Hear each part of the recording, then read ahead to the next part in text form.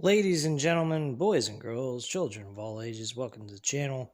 We are continuing on with the AEW All Out 2022 review. I do apologize to you guys last night that I couldn't make it all the way through. Like I said earlier, or like I said in that live reaction video, if you guys happen to catch that in your free time, there wasn't a whole lot of people that showed up, so I had to cut it short, and there was just not a lot of reaction going on, and I was just doing mostly commentary while I wasn't even able to interact with you guys because some of you didn't even show up, which I'm not taking any offense. It's just I was not expecting that. I expected everyone to show up for that was interested in me doing a live reaction of an AEW show. So I do apologize about that, but again, let's continue on with this review. We left off with the Wardlow and FTR against Jay Lethal and Motor City Machine Guns. I went over that. That was the last match that I covered on the live stream. So let's go over the rest of the card. We actually had Ricky Starks going up against Powerhouse Hobbs. This match was extremely short, very disappointing. It was only 5 minutes. 5 minutes, guys. That's a joke. I think that match deserved a lot more than what they gave it. I'm going to give it a 2 out of 5 stars. Very disappointing on the time length they gave it. But then again, if you think about it, look at the amount of matches that were on the card. I mean, there was actually 15 matches total. 4 matches during the pre-show, and then 11 during the main card. That is overkill. And no wonder why this match did not get the amount of time it deserved. Then another match that took place, which I don't believe is in the exact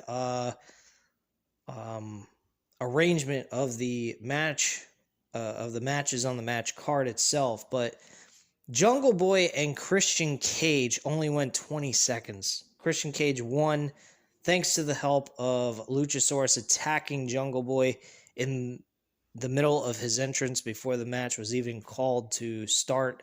And Christian hit a spear and then the unprettier or the kill switch and won the match. Wow. Not much of a match there. I mean, I think the promo video is longer than the match. Truthfully.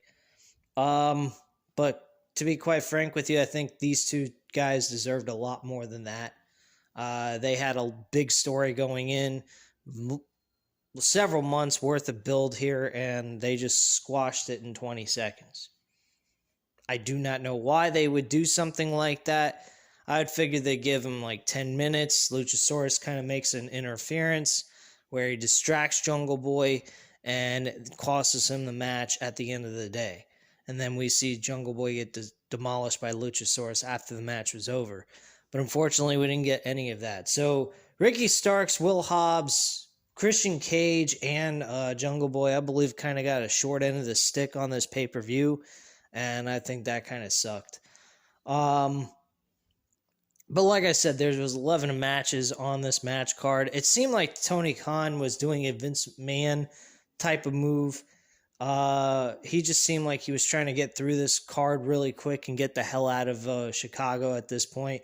I think he knew with all the negative feedback from the wrestling critics and the fans of what was going on backstage, he just was like, I got to hit the reset button, regroup, and just get this show on the road and be done.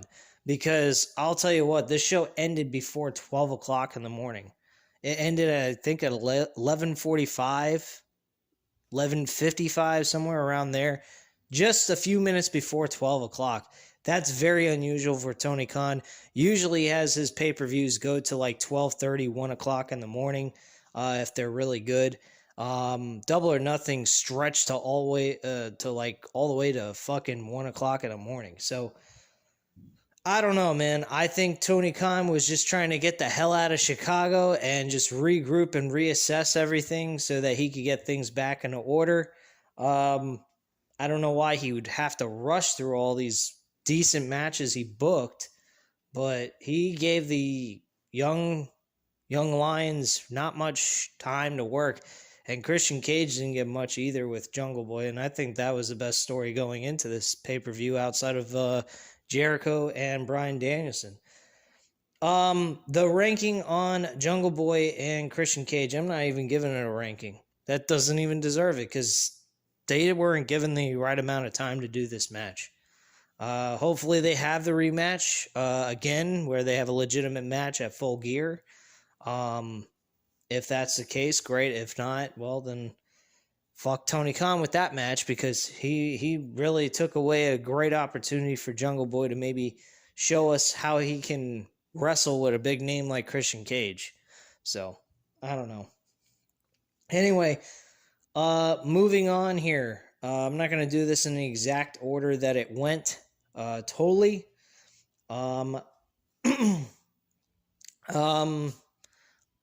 Another match I remember that was on the card was Chris Jericho, Bryan Danielson for a one-on-one match. This went 20 plus minutes. Very good matchup. I have a lot of praise for both of these guys. The ending was, it wasn't exactly Lionheart Chris Jericho. It was more like Chris Jericho of today. And he won this match by a low blow and then a Judas effect. Overall, though, these two guys really performed at a very high level, and I enjoyed the match for what it was.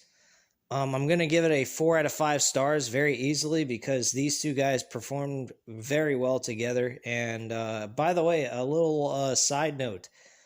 Chris Jericho is undefeated against Bryan Danielson. He is officially now 4-0 after last night's match. They stated that Bryan Danielson has lost to Chris Jericho every single time they've wrestled in their history together. I did not know that. That's something totally new for me. So, yeah, that's pretty fucking insane. What else? We had Darby Allin, fucking Miro and Sting going up against the House of Black. This match absolutely fucking sucked. This was the co-main event. Well, not really a co-main event. It was just before the main event. And they fucked up Malachi Black. I think he's done. There's no fucking way you're going to make me believe that Malachi Black suffers another L and a roll-up pinfall by Darby fucking Allin. No offense to Darby Allin, but comparison of size, Darby Allin is nowhere near capable of holding down Malachi Black in a roll-up pinfall type of maneuver. He did a modified roll-up, but it was a roll-up nonetheless. And he wins the match for his team. I mean, kudos for Darby Allin getting the W. I mean, he's been on a little bit of a losing streak. He had one win against Brody King in that coffin match, but other than that, there was really nothing to speak of for Darby Allin at this point. So kudos to him. I think that's great, but they had him pin the wrong guy. Malachi Black does not deserve another fucking L. That's ridiculous. So just my viewpoint on that. I think that was a very terrible move. This match went over 10 minutes, which is okay. I say this match is a 2 out of 5 stars. I don't really like the way they ended this match. The wrestling was okay. Nothing really special really took place. And I really don't have a very high opinion of this match whatsoever. Probably one of the weakest things on this card was this match because of Malachi Black suffering an L again for his team in a trios match. Also on this card, we had the tag team titles on the line and the women's interim championship. The tag team title match was actually a very solid, entertaining matchup. There were several miscues between Keith Lee and Swerve Strickland, which I thought maybe was a hint that the Acclaim were going to win the tag team titles, but unfortunately, that was not the case. Swerve Strickland and Keith Lee managed to recuperate and reassess things in the middle of this match and finally take control and get the victory at the end. So great matchup. I actually enjoyed this tag team matchup. This was a really good match between these two teams. Uh, Granted, the storyline build was very weak, but the match itself was very worthy of them to do this match. So I have no complaints here. This is a 3.5 out of 5-star match. Pretty decent tag team matchup that got the crowd very riveted and happy about being there, because I'll tell you what, this crowd was a notch higher than Pittsburgh from Raw's episode.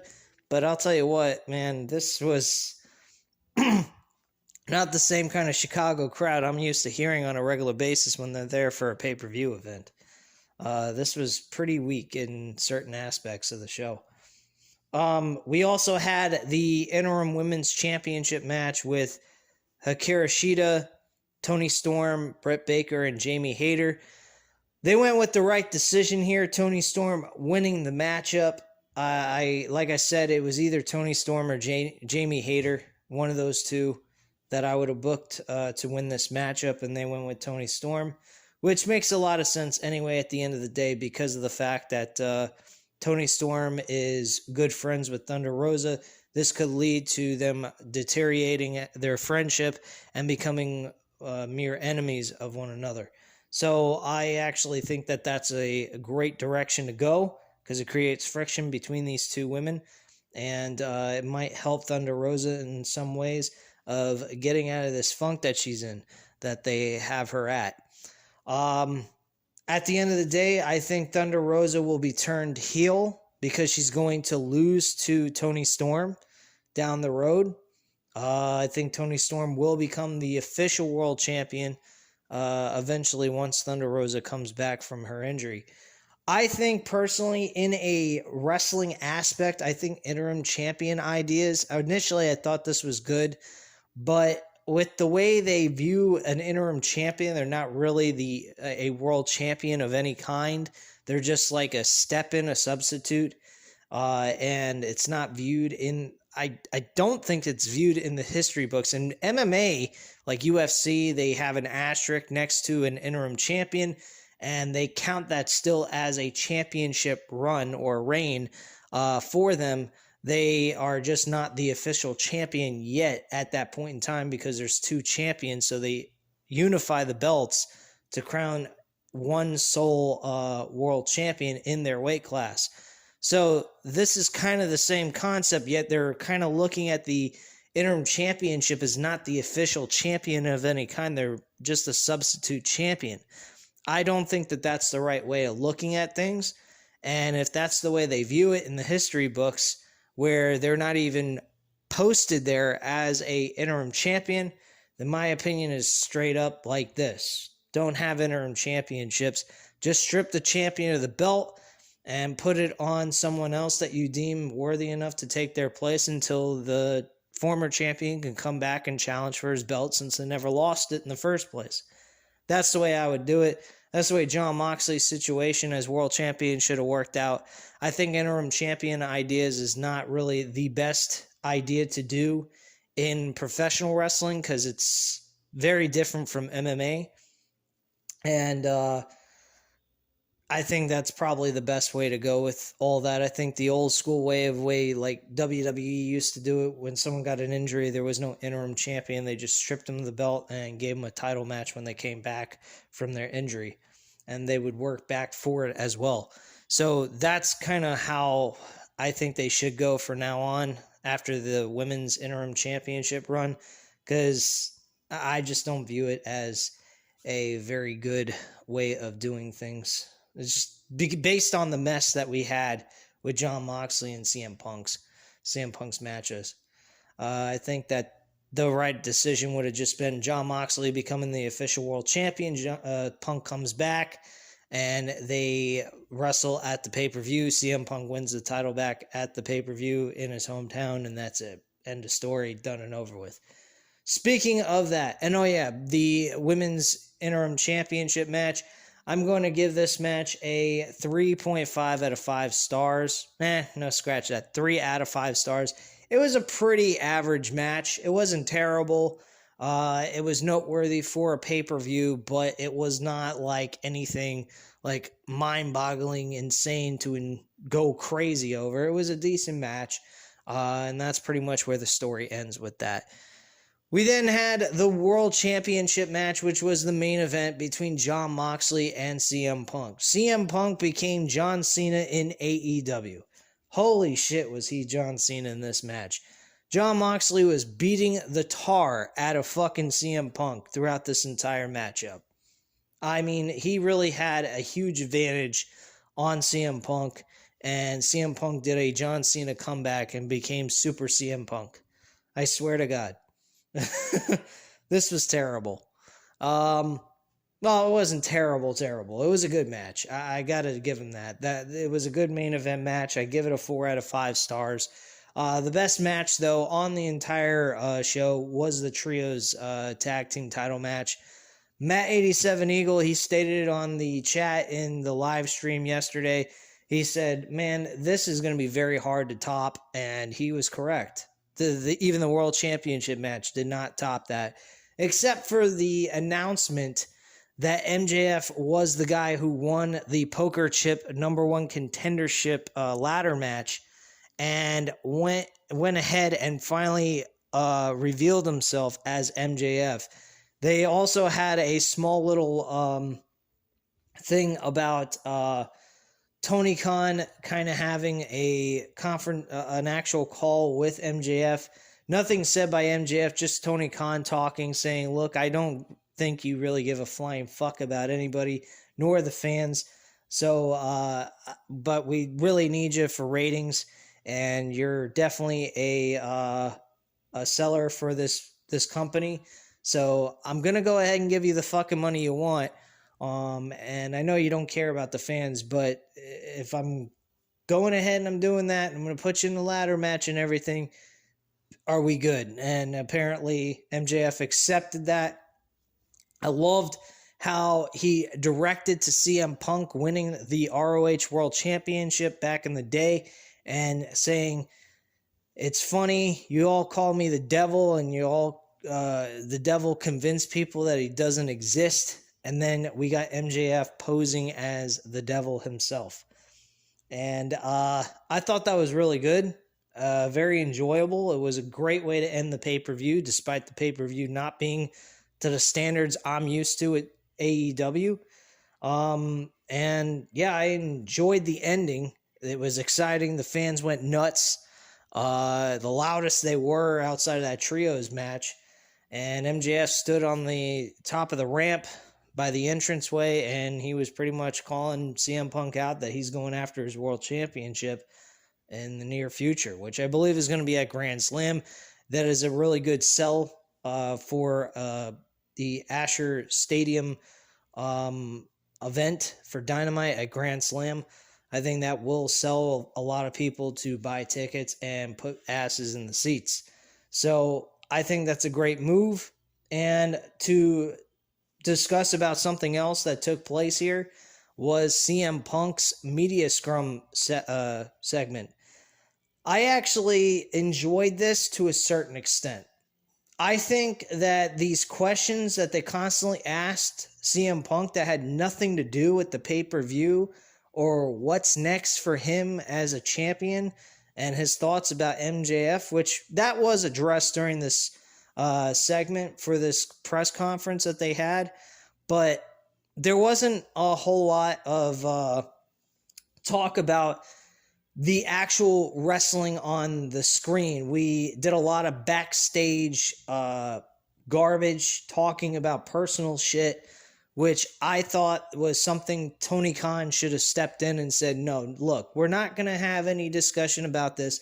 I don't need CM Punk after he's had a grueling match with Jon Moxley, which both of these guys kicked their asses and did work their tail off for. You don't need to talk about this shit. That's what a boss would do. He just stepped in and said, CM Punk, you don't need to answer these questions about this shit. I'm telling you what, ask this man questions about the wrestling itself. We don't need to talk about backstage personal stuff. This is a professional thing, press conference. We don't need this shit. All right? So you guys ask questions about the wrestling, not about the personal stuff. We'll take care of what we got to take care of, and you guys can do whatever the hell you want after that. But other than that, let's keep it professional here. We don't need to talk about Colt Cabana. We don't need to talk about Hangman Adam Page going to business for himself, and CM Punk doesn't need to readdress what he's already stated he felt, which you guys reported on, was wrong to him. So at the end of the day, let's end the BS and let's talk about the professional end of this business and not the personal stuff. And we shouldn't have heard CM Punk talking about his dislike to the VIPs, which is Kenny Omega and the Bucks. I think that was all bullshit. Really, I don't know if it was actually intentional. It might have been for him to kind of portray a heel-like type of mentality. But I think the only thing that needed to be addressed in a personal manner is MJF, because he is the next guy in line for the World Championship. That's the only thing that needed to be stated. Now, I don't know what they were trying to do. Maybe they were just letting all things go, which I don't think was necessary. I don't think Punk needed to do that. And I think it showed Tony Khan's character as a boss, that CM Punk looked like he was more of a boss during this segment than Tony Khan was. CM Punk looked like he was doing all the addressing. He ran the show. He's the main guy. He might as well be wearing the pants of AEW, not Tony Khan. Tony Khan looks like a little fucking happy-go-lucky kid with lots of money in his pocket that he just loves to throw around to people and give them an opportunity to do whatever in his company that he deems fit. And that's it.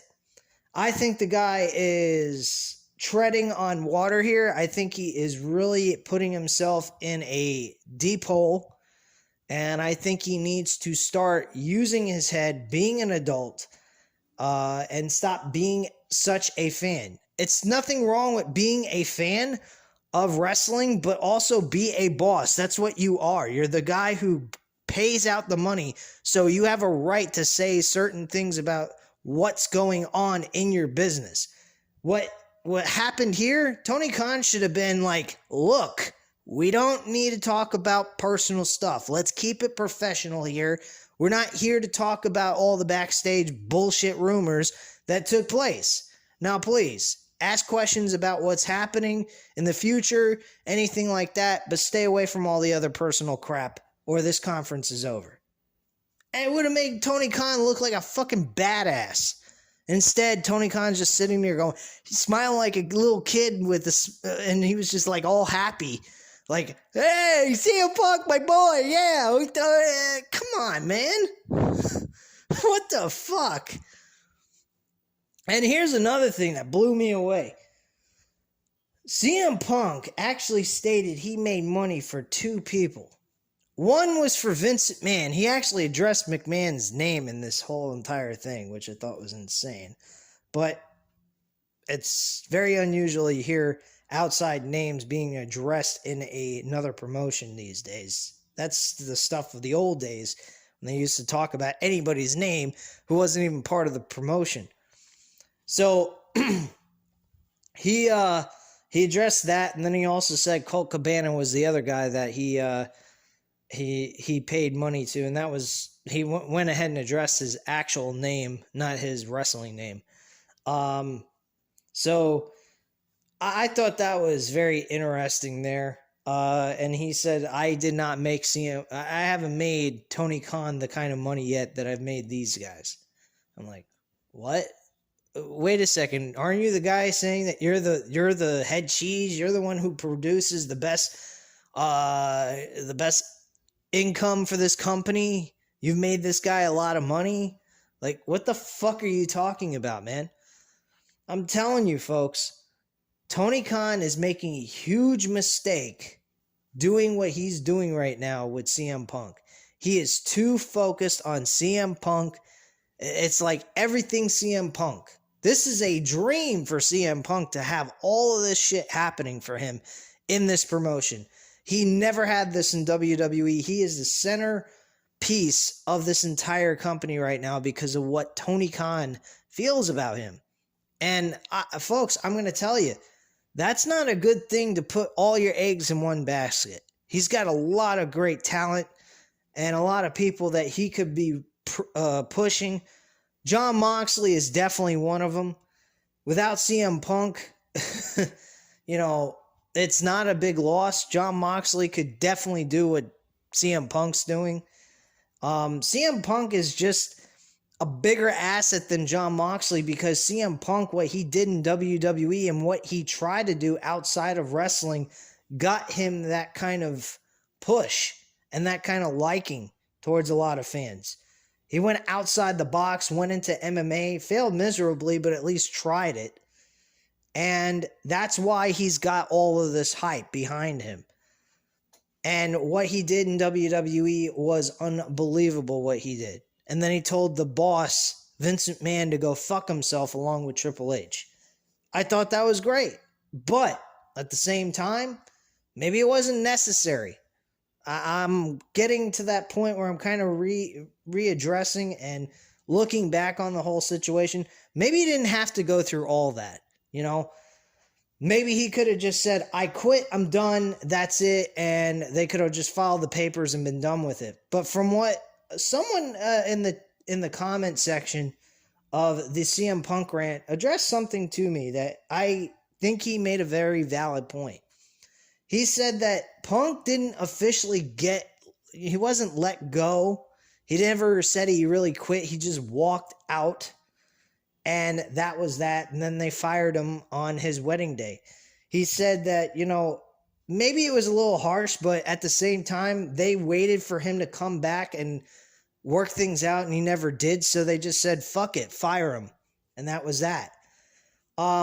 Personally, I think WWE should have took it as CM Punk resigning, just wipe the stakes clean of him completely, don't pay him anymore, and just have him done with WWE when he walked out after the Royal Rumble.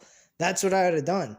I would have just said, okay, then you're quitting, correct? And if he was to go, yes, then I'd say, all right, fine, you're not getting paid anymore, see you around, goodbye. You made your choice, that's what you want to do, you don't want to agree with what we're doing here, that's totally understandable. You have every right to do that, and we'll let you go. Have a nice time. And that would have been it. That's what I would have done. Not play this Mickey Mouse game. Was CM Punk coming back to WWE or not? I don't know. But we'll keep him on board and then fire him on his fucking wedding day. That's, I was kind of the wrong move there. I think they should have just fired him when they knew he wasn't coming back, period. They didn't have to stretch it out to his fucking wedding day. But that's the one thing I'd have to say the WWE was wrong for doing. I think they just should have just fired him the moment he walked out. And that's it. But, with all that being said, I think CM Punk had a good match with Jon Moxley. I think both of them helped each other out. I don't think it was, though, necessary for them to go about having Moxley win the unification match and then lose it 2 weeks later.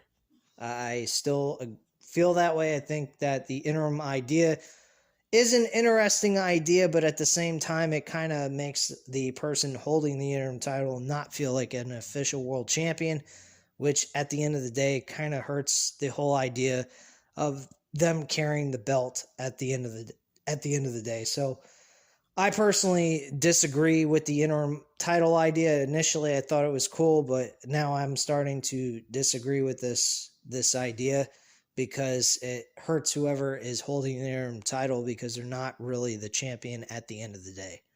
So that's the way I feel about that. Anyway, guys, I will say a goodbye at this time. You hit the like that if you like this video, go ahead and hit that like button. Hit the subscribe button if you're not already subscribed to the channel as usual, and leave a comment down below, and I'll definitely get back to you on that. Thank you guys very much for watching. I hope you enjoyed the video, and I'll speak to you again for Raw review. I will be either doing that on the Random Wrestling Talk episode number 32 tomorrow, or I may go ahead and do a small little review on Raw tonight after it goes off the air. Anyway, guys, thank you again for watching, and I'll speak to you again soon. Bye.